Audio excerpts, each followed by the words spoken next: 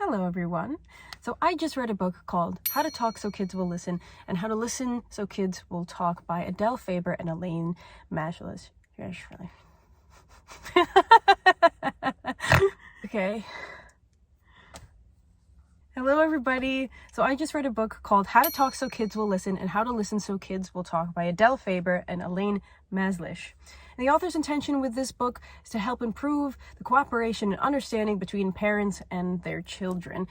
Although I am not a mother yet, I plan on being one someday. Also, this book has tons of practical techniques and strategies that will help you out in your daily conversations with your friends, family, even colleagues. And along with offering advice on what we can improve on in our interactions, the author addresses right off the bat 7 different unhelpful ways that we tend to respond in conversations that are unsupportive, leave the other person feeling unseen, and possibly just make things worse.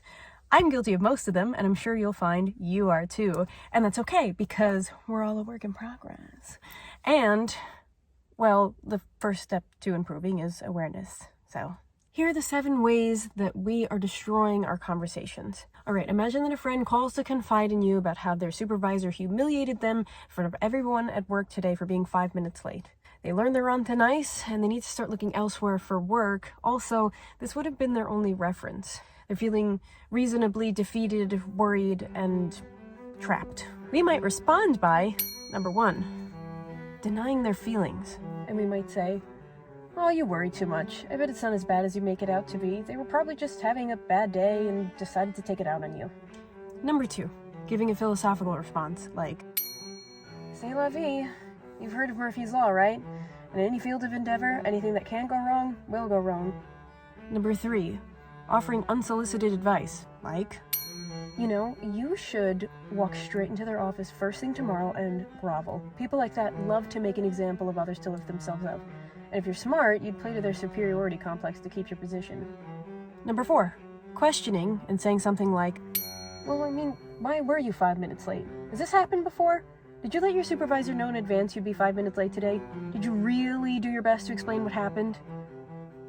Number 5, defending the other person and saying something like, "Well, you were 5 minutes late. If you were on time, he wouldn't have had a reason to lash out at you like that." Number 6, pitying and saying something like, "Ugh, that is so embarrassing, you poor thing. I could cry just thinking about it." And number 7, giving an amateur psychoanalysis, like, "You think it's possible that the reason you're so hurt right now is because your supervisor represents your dad and how you always struggled earning his approval as a kid? It could be that. And when he yelled at you, it triggered your fear of rejection." Hi. So I'm interrupting my own video because I realized there are actually 2 additional ways that we screw up the conversation, and these are not mentioned in the book. These are my personal additions that I believe absolutely deserve to be on this list.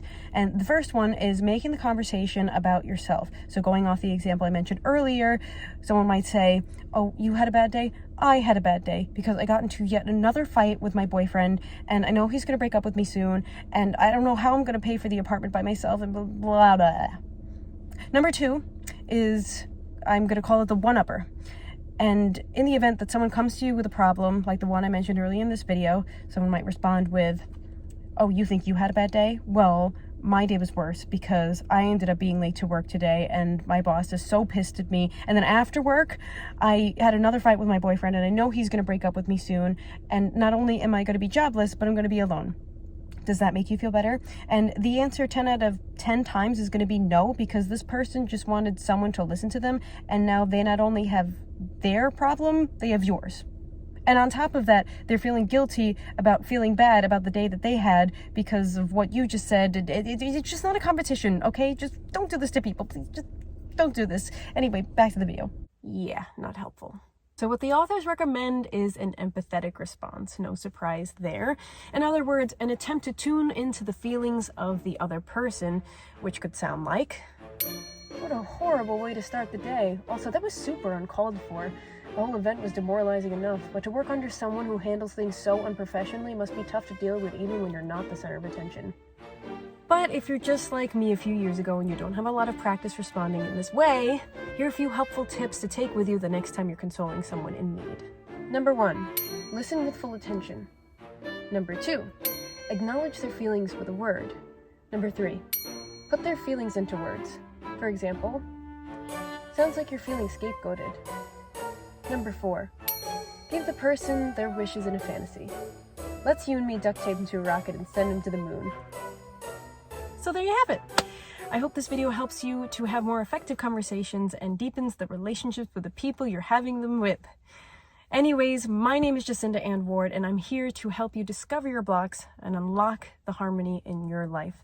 Thank you so much for watching. I'll see you next time.